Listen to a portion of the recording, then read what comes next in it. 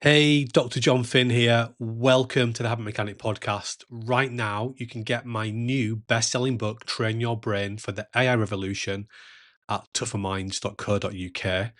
The digital book, audiobook, and physical book are all available at a special price that you won't find anywhere else.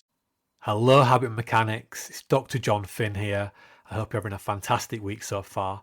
Welcome to a shorter episode of the Habit Mechanic podcast. Remember, you can listen to live episodes of the Habit Mechanic podcast inside the Habit Mechanic University app, where you can ask us questions live and we will answer you during the live streamed podcast. Inside the app, you can also access your Habit Mechanic toolkit. You can also watch our live masterclasses and join our live Change Challenge coaching sessions. You can download the app for free. I think one generic thinking flaw in human beings, me included, is that we're very quick to dichotomize things. For example, I'm either sort of professional standard footballer, or I'm not very good at football. Maybe that's not a great example. Either Yeah, people say I'm an absolute disaster at this, or I've really got it down. I'm great at maths, or I'm rubbish at maths, or I've got loads of confidence, or I've got no confidence. And in fact, it's just not. That's not real. There's a continuum, and you're somewhere on the continuum. So one end of the continuum is you're perfect. The other end is you're poor. And for every important thing in your life, you're somewhere on that we call it the P2 continuum. It could perfect could be 100, or it could be 10. Poor can be 0, and you're somewhere on that continuum. So you give yourself a score.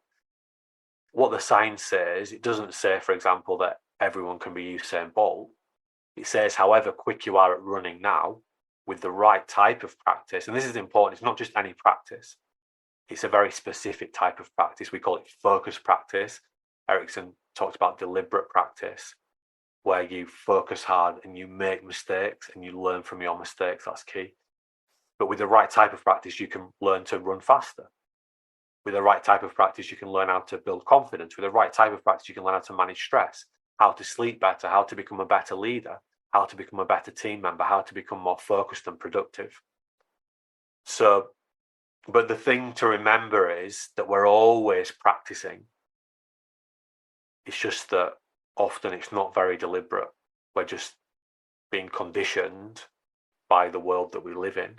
And increasingly, that's making it really easy for us to practice lots of really unhelpful things. Yeah, but you said something there that's really interesting, and in the book you expand on it. You talked about we're always practicing. I think if you could just talk a bit more how that could mean for people, they might be practicing feeling bad about themselves because they're seeing somebody's open inverted commas better life, close inverted commas, on Instagram on a regular basis.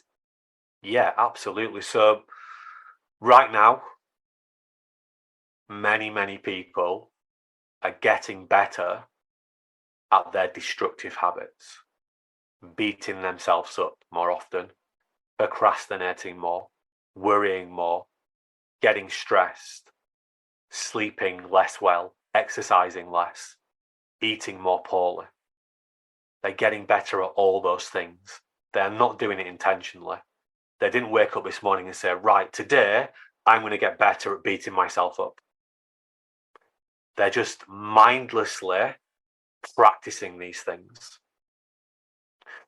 So that's the reality. We get good at what we practice. And because of the way our brains are wired, in the sense of we're not very self-aware, we only have 2% consciousness at best, and often it's 0% consciousness. We're not aware of those destructive habits. So it's really easy to keep practicing them. And I see people doing this all the time. They practice the thing that they're telling you they want to get better at and eradicate from their lives. So it really is real that whatever we are practicing today, we are reinforcing it neurobiologically.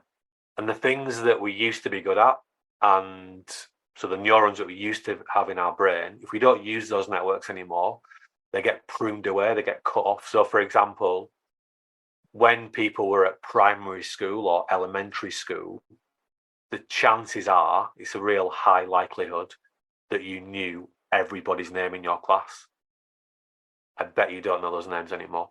You might know some of them, but you won't know most of them. Why? Because the neurons that you used were pruned. They're dead. They've died away. Now you can relearn the names, but you forgot them because the neurons in your brain died. Yeah, I again, when I discovered that insight by reading the Habit Mechanic book, it was very important for me because I studied German a long time ago, and I realized I hadn't used my German, I hadn't spoken German, so I tried to read immediately, start looking at a little bit of German every day. And you talk about being poor to perfect and on a continuum. I'm not saying I'm fluent by any means, but I would certainly say I've retained a bit more German now by that understanding of use it or lose it. Yeah, and I think that learning is at the heart of the habit mechanic approach, which I think is unique. When I look at other, let's call them systems or approaches that are promising to help you to be your best, I don't see that's the same. I don't see it as, it's not the same, and that's why they're flawed. Because this is what we're actually trying to help people to do and help them to build better habits. Is actually we're trying to help them to get better at learning how to automate better ways of thinking and doing. So it's absolutely essential that you understand how learning happens. And I think in the habit mechanic, we go deeper on learning than I've seen anywhere else, but in a real user friendly way. And the reason we've done that is because we haven't just made this up in a couple of years. This is over 20 years worth of work. And I've seen that when we're teaching this to people, that it's really important that they understand how learning works. Let's take a step back from that. We know that most of what we're thinking and doing most of the time is mindless automatic behavior. In other words, thinking and doing. It's at least 98%. Often it's 100%. So if we want to help people to be happier, healthier, at their best more often, better leaders, better team members, it's about helping them to build better habits. But often when we're trying to do better, we're trying to become better, we're trying to become healthier, happier, at our best more often, etc. We're just given new knowledge. And that's where it stops. And that's what I got taught. I got taught that if you can get people to know what they need to do to be at their best, you've cracked it, you've done your job. And we see that, I use this example a lot, but I'll say it again. We see that in the UK at a national level, where most people know, and many agree, it's a good idea to walk 10,000 steps a day and to eat 5 portions of fruit and veg. But most people don't do it. Because that's the thing, we don't do what we know we should do. We do what we're in the habit of doing. So, in order to build a better habit, you need some more knowledge, first of all. So if I want to build a better sleep habit, I need some knowledge about, well, what is sleep? How does it work? So if you go to chapter 19 of the habit mechanic, there's more knowledge about why we sleep, how you can start to get better sleep. I think there's like 18 things you can try out, for example. But knowing that is fine. What can I then do with that information? So how do I practically apply the information? That's what I think of as a skill. So we've created a tool called the DES swap, the diet, exercise, sleep swap, which is great, fantastic. But just having the knowledge and the skill isn't enough. I need a mechanism to help me to turn doing the DES swap, knowing how to do the DES swap, to turn that into a habit. And that's why we have, for example, the habit building plan. And if you look at chapter 20, we have the example habit building plan for the DES swap.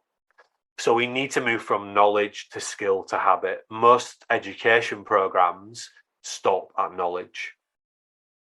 And that's why they're not very effective. And that's why what we do is different. You also use an example of learning and developing knowledge, a really interesting metaphor, which I think is really helpful for people, and it relates to this process, but the metaphor is of, shall we say, frozen water. Tell us more about that, Jon.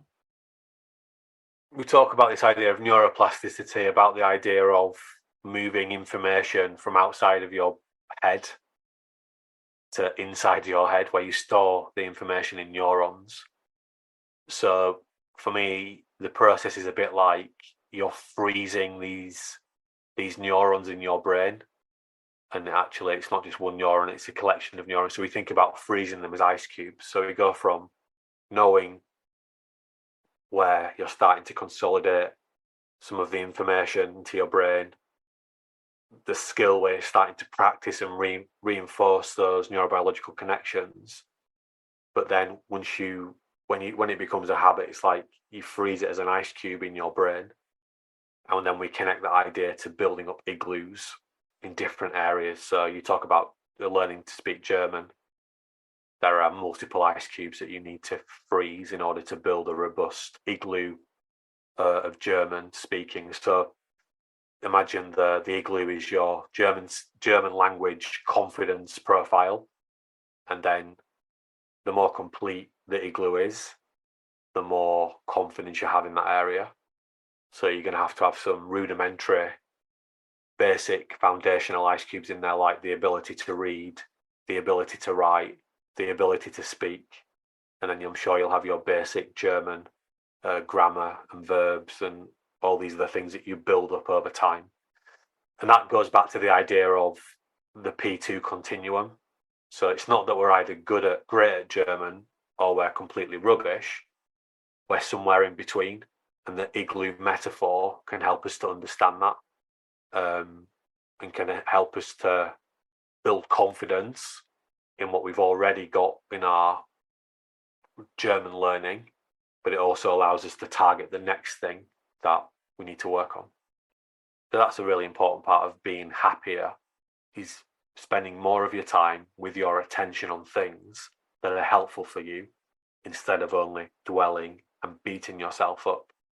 And yeah, if you go into the Habit Mechanic University app, which is free, available on in the App Store and also in Google Play Store, you'll see people posting their daily tea plans, which is in chapter 1 of the Habit Mechanic book, which we covered a few podcasts ago. But also you'll see people posting their 3-to-1 daily end of day reflections. So the idea of the 3-to-1 is that you write down 3 as a minimal. You can write more if you want. 3 helpful or positive things that have happened to you today. Can be as basic as you enjoyed a really nice cup of coffee, you enjoy the people that you work with, you got a chance to have breakfast with your family, you may have achieved something of particular importance that day. So just writing those things down, so you're making yourself pay attention to those things, because that isn't our brain's natural tendency if we're not feeling very happy with ourselves. And then the fourth thing that you do is you write down one thing that you could do even better in the next 24 hours. And I find that one really interesting. It's all the 3-to-1, because people default to the 3-to-1 is they complain or they dwell on something that hasn't gone well. That isn't the purpose of the 1 in the 3-to-1. It's to say, okay, I recognise whatever problem was, but what can I do better in the next 24 hours to give myself a better chance of being at my best? So we're being proactive. So I might say, I'm going to get 10 more minutes sleep tonight than last night, or I'm going to create a willpower story so I'm more efficient and effective with my time tomorrow. That kind of thing. So that's the 3-to-1. Thanks for listening to the Habit Mechanic podcast. If you liked it, please subscribe and tell someone else about one of the ideas or insights that you found most interesting.